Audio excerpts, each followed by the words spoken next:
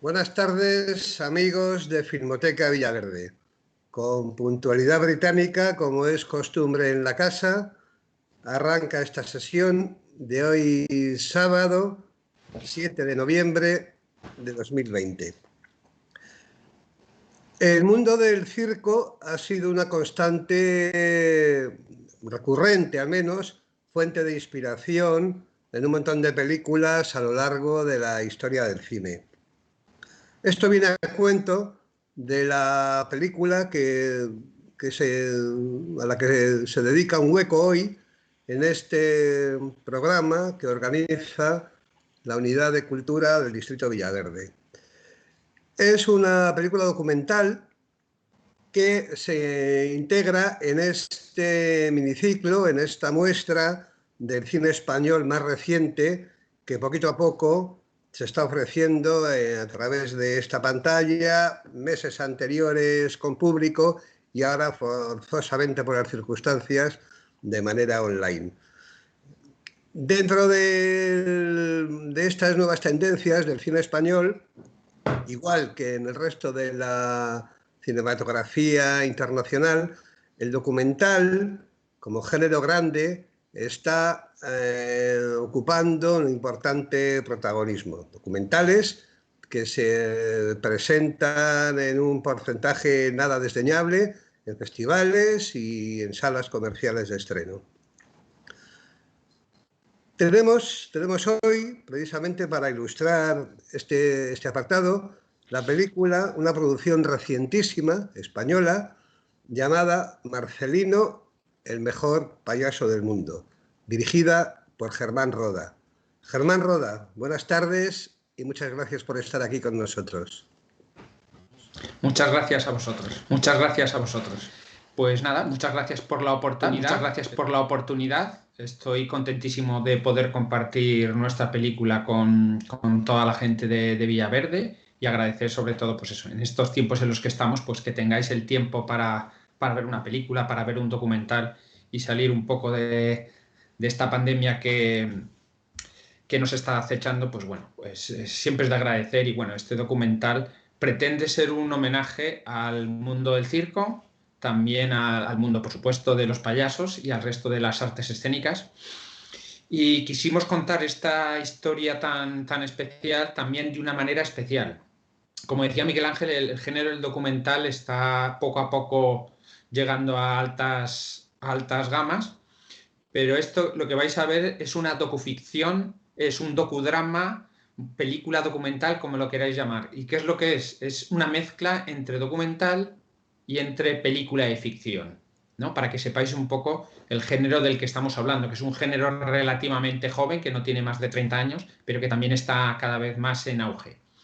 Entonces, con este género pretendemos coger lo mejor del género documental, que es los relatos, la investigación periodística, las fotografías, los documentos que nos llevan hasta esa época, y luego también el género de ficción, que también cogemos lo mejor del género de ficción para contar esta historia. Entonces surgió la oportunidad de hacerlo, y en esta ocasión el protagonista es un actor que supongo que la mayoría conoceréis, que además no está escogido por escoger, sino que está escogido porque él también es payaso, ¿no? En la actualidad. Entonces yo creo que esa es la verosimilitud que se le da. Y tampoco quiero descubrir muchas más cosas, porque lo que quiero es que veáis la película. Deciros también que la película está basada en un libro del mismo título, que el libro aquí lo veréis al revés, pero bueno, pone Marcelino, el mejor payaso del mundo, de Mariano García Cantarero. Es un periodista que destapó la información de eso, del nacimiento en tierras españolas de este payaso. Y bueno, nada, agradecer otra vez al centro y a los que estáis ahí en vuestras pantallas para ver esta película documental, y creo que nos veremos después para hablar todo lo que queráis saber sobre ella. Así que nada, muchísimas gracias y espero que os guste. Bien, pues de todo ello, gracias Germán, vamos a hablar al acabar la película. Recordar, como siempre, que esperamos vuestra participación. Recordamos el número de WhatsApp, es el 722 83 43 96, 722 83 43 96, en el cual podéis formular vuestras preguntas, o bien en el hashtag Filmoteca Villaverde. Ahora, para seguir la película, simplemente seguir con la pantalla que tenéis delante, que la película se ofrece a continuación. Nos ponemos en los 82 minutos aproximadamente, me parece que dura la película, con lo cual el debate podemos citarnos a través de la pantalla, si os parece, al filo de las 7:30. Con lo cual, nos vemos ahora todos después, y lo primero, el mejor payaso del mundo, Marcelino, el mejor payaso del mundo, dirigida por Germán Roda en el año 2020. Muchas gracias y hasta ahora.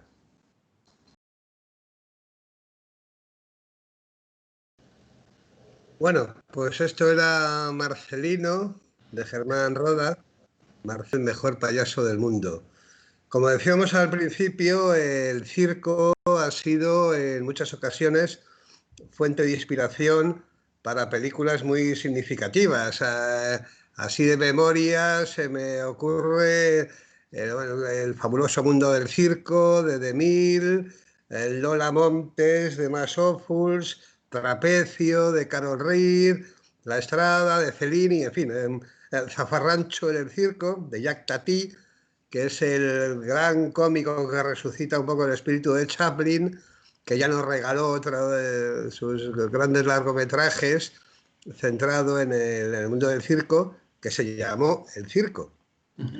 Germán, gracias de nuevo por estar aquí con nosotros en el coloquio.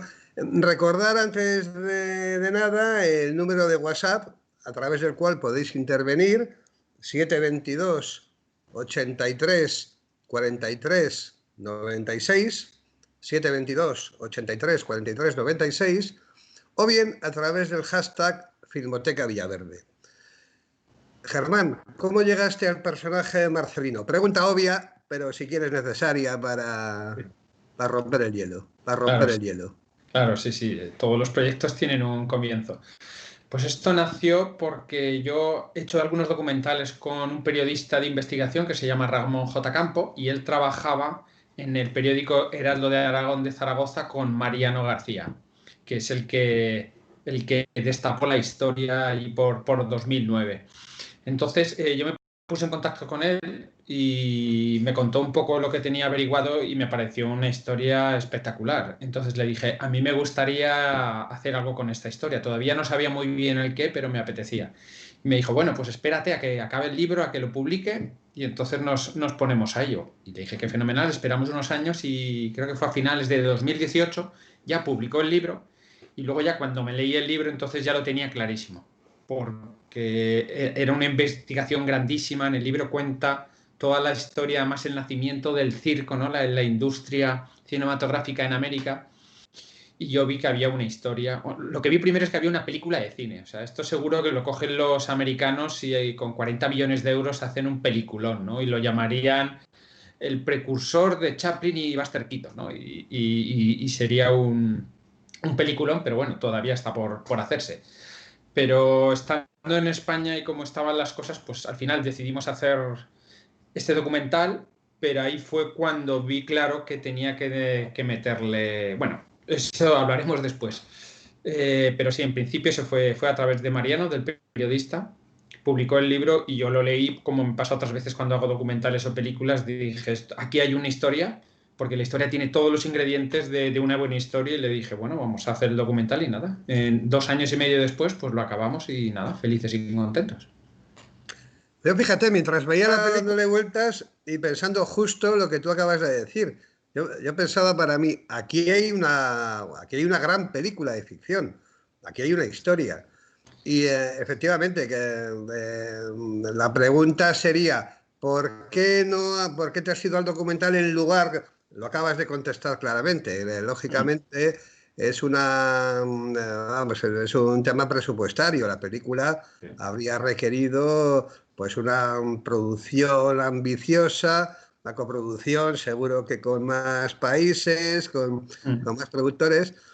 En fin, pero queda muy bien porque el documental es un campo, vamos, es un género grande, se han hecho, se han contado y existe la posibilidad de contar muchas historias y de integrar la ficción, que ahí un poco queríamos llegar, como tú bien apuntabas al principio.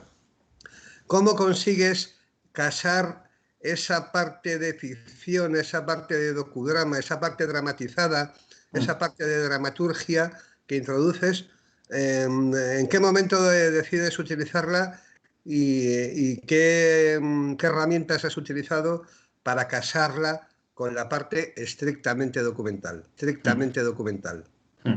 Pues efectivamente era la parte más complicada del proyecto, cuando decidimos meternos en hacer ficción, no solo porque encarece el producto, pero yo como documentalista, cuando veo documentales y veo partes ficcionadas o dramatizadas que no están bien hechas, que no ayudan a avanzar a la historia, yo como documentalista me enfado, porque no me gustan, me saca de lo que me están contando. Yo prefiero un buen... Es muy arriesgado a la vez. Claro, efectivamente, este era mi documental número 9, mi novena película documental.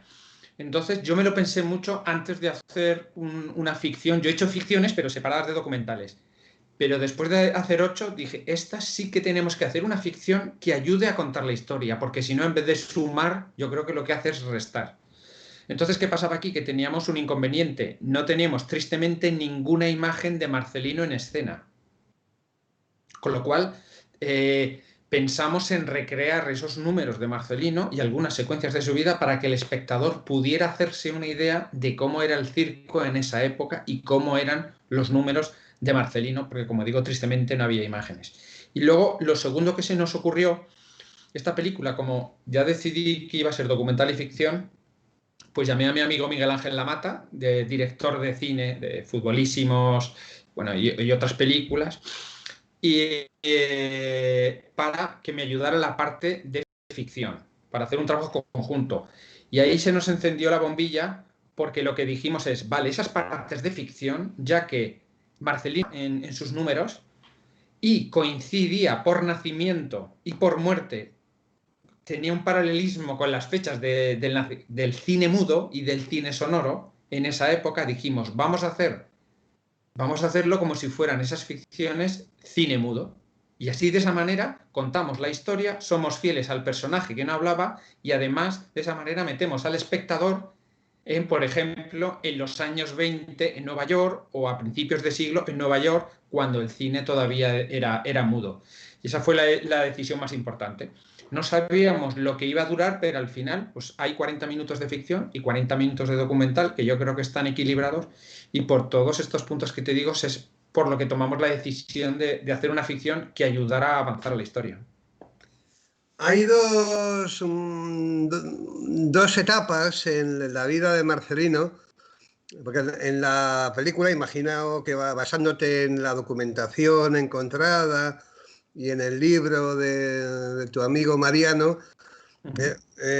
os centráis, pues según he ido viendo a través de la película, en su época de esplendor, que comienza en 1900, si no me equivoco, y dura pues hasta el año 6, el año 7, o sea, realmente su época de esplendor, como la época de esplendor de grandes artistas, es muy corta, que a veces nos da la sensación de que los artistas han durado toda la vida y no, y la época de gloria es muy corta. Lo que pasa que cuando deja huella da la sensación de que ha durado toda una vida.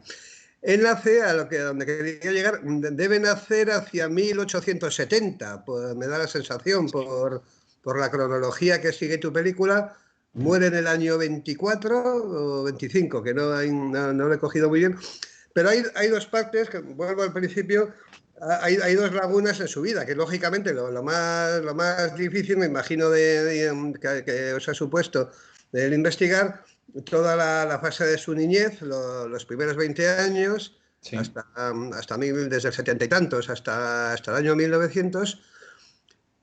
Y luego otra parte que a mí me interesa particularmente mucho más, que es una época de oscuridad, que es la que va de 1906-1907 hasta bueno, nos cuentas mucho del año 10, del año 12, de su encuentro con Chaplin.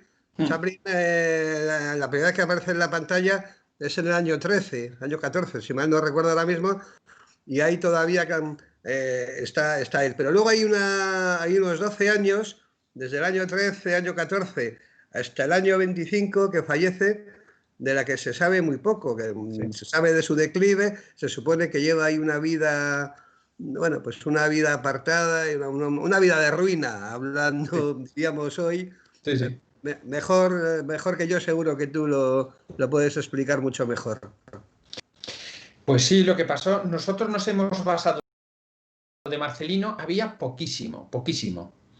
Y entonces nosotros, para hacer la investigación y en lo que se basó Mariano, era en las cosas publicadas, sobre todo en revistas especializadas de circo, que tenemos las originales, claro, revistas de hace más de 100 años, y de artículos en la prensa publicados. Entonces, ¿qué pasa? Que cuando tú eres famoso, pues sales mucho en la prensa y te hacen muchas críticas a las fiestas que vas, con quién estás, con quién no estás, y se cuenta toda tu vida. Pero claro, él, al no tener familia y al no tener un grupo de amistades cerrado, en cuanto dejó de tener éxito, dejó de aparecer en las revistas especializadas, dejó de aparecer en la prensa, con lo cual no nos ha llegado qué es lo que pasó en esos años. Nos ha llegado a algunas cosas que contaron, sobre todo en la prensa, su mujer y gente muy allegada, pero eran muy poquitas personas. Entonces, por eso nosotros nos tenemos que basar, fieles en eso, en lo que se publicó y en lo que sabemos que es verdad. Pero eso también es muy curioso, porque como tú dices, yo cuando estaba estudiando la historia, digo, si algún día se llegara a hacer una ficción, claro, todas esas lagunas, ¿cómo se cubren? Porque realmente no hay más información sobre Marcelino. O sea, habría que efectivamente ficcionarla o asumir cómo sería esa caída a los infiernos de este personaje. Pero esos fueron los puntos con los que nos encontramos, ¿no? Lo que estaba publicado es que pasó, y tristemente cuando él se perdió en sus momentos más oscuros, pues efectivamente pues no sabemos muy bien qué le pasó. Solo hay los pequeños puntos que hemos apuntado, que actuó en una tienda de juguetes, que iba de club de cabaret malo a malo, estuvo en alguna época en circos chiquititos, y claro, no es que en muchas películas o documentales, efectivamente yo no puedo contar un libro de 400 páginas en 82 minutos, pero ahí no es que quisiera no contarlos, porque a mí lo que más me gustó de esta historia eran las sombras, igual que lo que más me gusta de Goya son las sombras, de su vida y de su obra. Pues esto era igual, pero de esas sombras no sabemos con certeza todo lo que le pasó, con lo cual no queríamos inventárnoslo de alguna manera.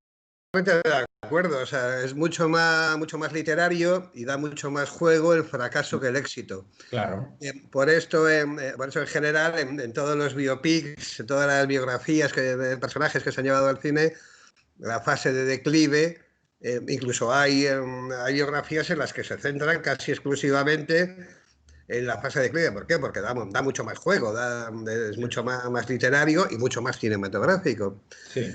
Me llama la atención, bueno, igual que a todos los espectadores, me imagino, la secuencia con Chaplin.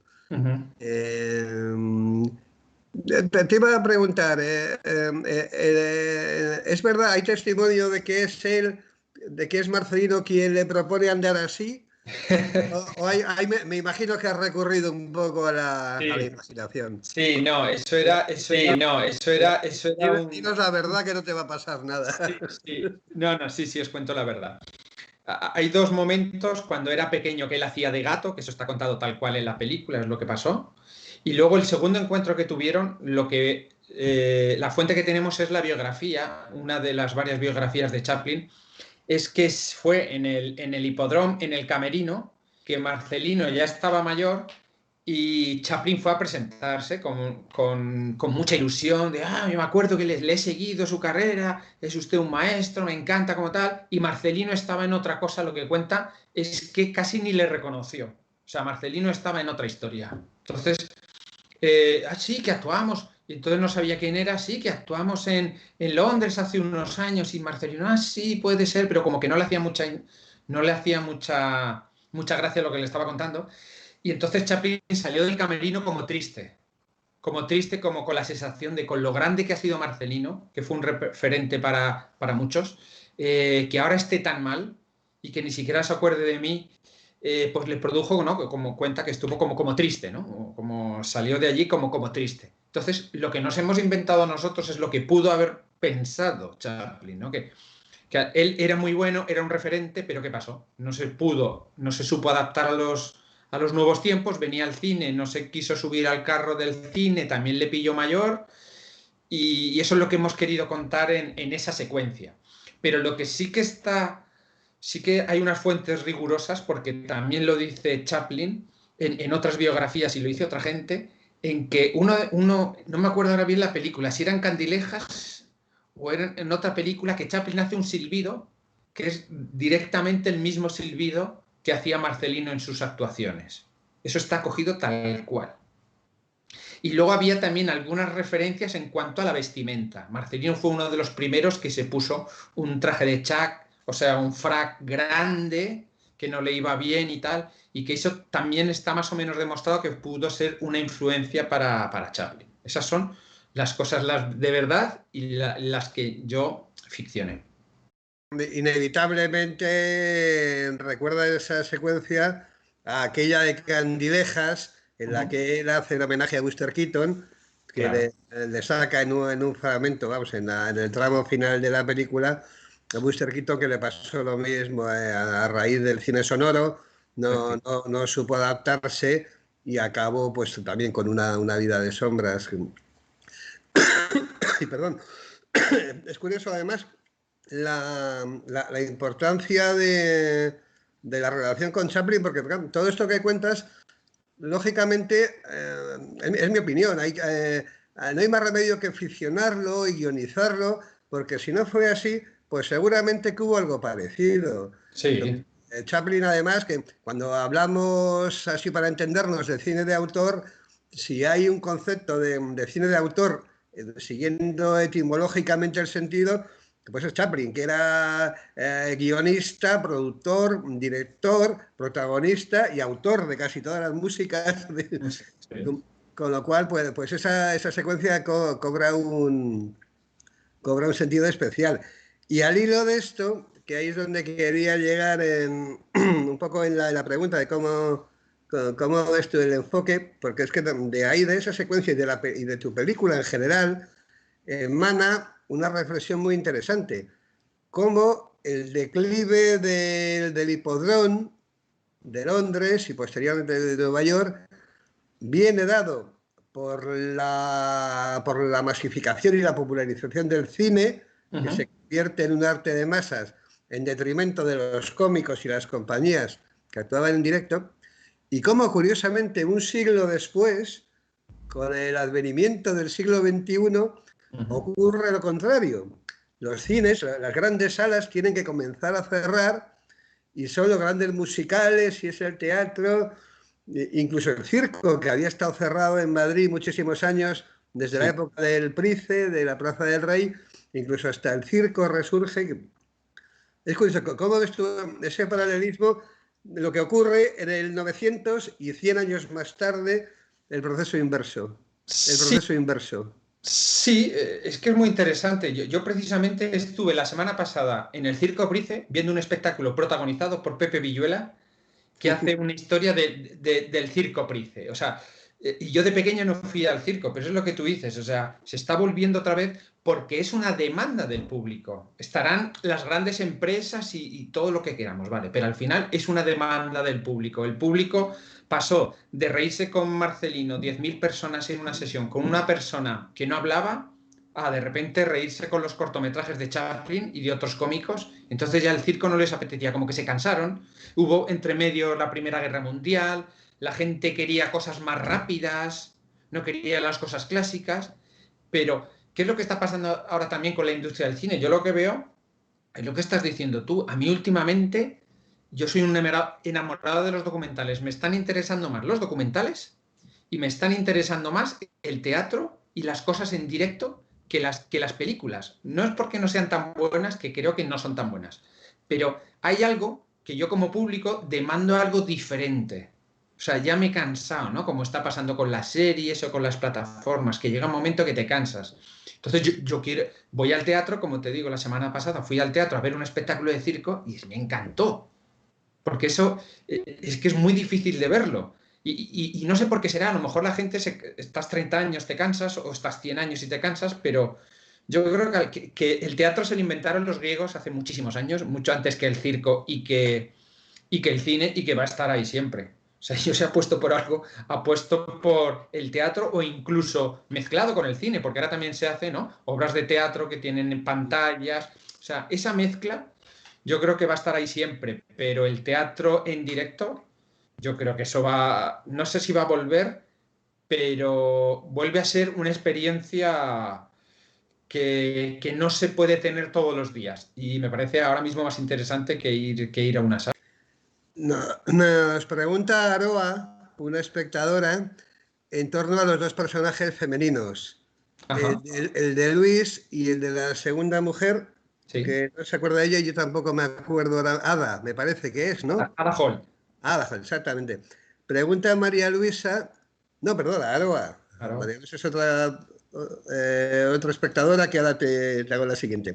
Nos dice Aroa, bueno, un poco como lo que te preguntaba ya de Chaplin, si lo que se sabe de ella es una vez que él se separa de su primera mujer, Luis, y de la segunda, si esa carta al periódico y esas declaraciones, la carta de Luis y las declaraciones de Aroa, perdón, las declaraciones de Ada, sí, son verdad, ¿las has sacado como testimonio o has ficcionado algo? No solo son verdad, sino que no me he inventado ninguna palabra. Son tal cual, porque esas cartas se enviaron a un periódico y el periódico lo publicó, con lo cual yo he cogido eso tal cual y no hemos añadido ninguna palabra, es tal cual el mensaje. Bueno, habrán alguna palabra del actor que dice, pero es tal cual las palabras originales que se publicaron en la prensa. Y luego, anterior a Luis, tenemos las declaraciones, porque hubo un juicio de divorcio. Entonces están las declaraciones del juicio tanto de una parte como de otra. O sea, esas son las dos fuentes que hemos utilizado. Pero así como la parte del juicio no hemos querido recrear el juicio, sí que hemos recogido tal cual las denuncias que hubo por parte de Yael, y todo esto es tal cual. Eso no hemos ficcionado nada. Lo que hemos ficcionado es que lo hemos hecho en una casa que a lo mejor no era así la casa, pero vamos, pues una casa de Londres, pero que lo que pasó así, y las declaraciones también fueron así. Esa pregunta precisamente sobre la primera mujer, sobre Luis, y sobre las denuncias, que dice que pasas un poco por alto el tema del maltrato y dice ya, el infierno de convivencia que tuvo que ser aquello. Sí. En ningún momento pensamos, bueno, tú cuando te enfrentas a contar una historia, de repente cuando te lees eso dices, es muy fuerte, ¿no? Que una persona que se dedicaba a hacer reír a la gente, que tuviera alguna secuencia violenta con su mujer, en ningún momento se nos pasó por la cabeza no contarlo, porque es que hay que contarlo todo. Pero otra manera es cómo lo cuentas. Efectivamente, lo que no iba a hacer era recrearme durante 20 minutos en recrear una paliza, porque creía que no ayudaba a avanzar a la historia, simplemente. Por eso nosotros contamos lo que pasó. Esto fue así. Marcelino se portó mal, tuvo esas secuencias de violencia con su mujer, y le hemos contado tal cual pasó. Claro, no podemos entrar a valorar lo que es tan difícil de entender en esa época, cómo eran las relaciones hombre y mujer. No queremos entrar en esa historia, que sabemos que en esa época las mujeres ni siquiera podían votar, o sea pero no queremos entrar en eso. Hubo violencia de Marcelino con su mujer, y lo hemos contado y no lo hemos querido ocultar, y yo creo que eso tiene el valor de la historia, porque, como hemos dicho, era un personaje que tenía luces y sombras, y por eso Luis tiene ese protagonismo.